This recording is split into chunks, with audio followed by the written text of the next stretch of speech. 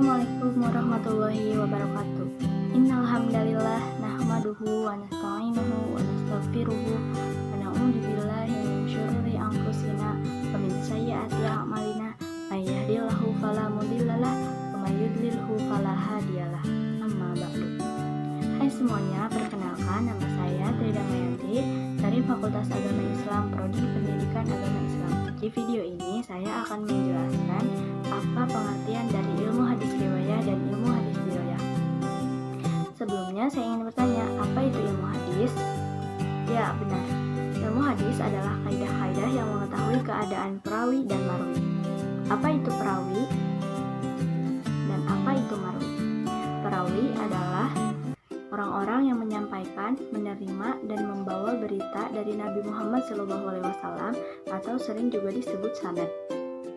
Marwi adalah redaksi atau isi berita yang diriwayatkan oleh Nabi Muhammad SAW atau sering juga disebut dengan matan. Sehingga dapat disimpulkan bahwa ilmu hadis adalah ilmu yang menjelaskan tentang suatu keadaan perawi atau siapa yang meriwayatkan atau apa yang diriwayatkan, atau juga bisa disebut dengan istilah matan.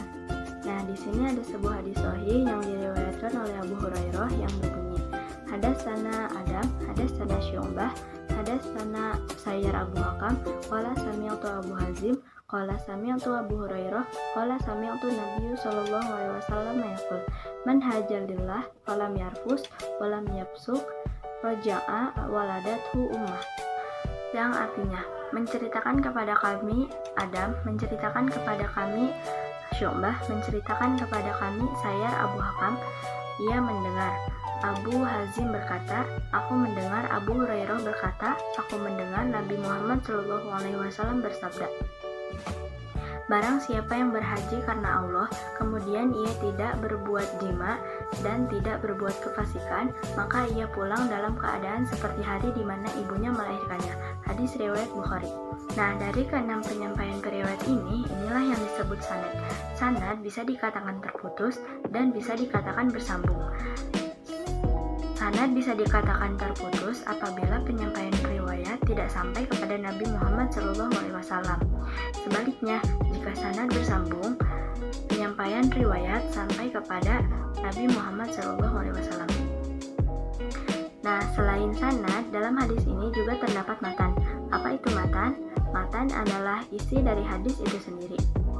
Dari sini, teman-teman sudah bisa membedakan kan mana itu matan dan mana itu sanad.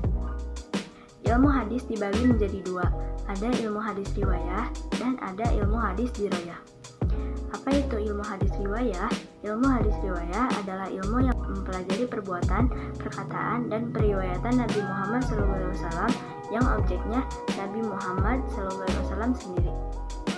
Sedangkan ilmu hadis dirayah adalah ilmu yang mempelajari tentang syarat-syarat, macam-macam, dan hukum-hukum dari hadis tersebut.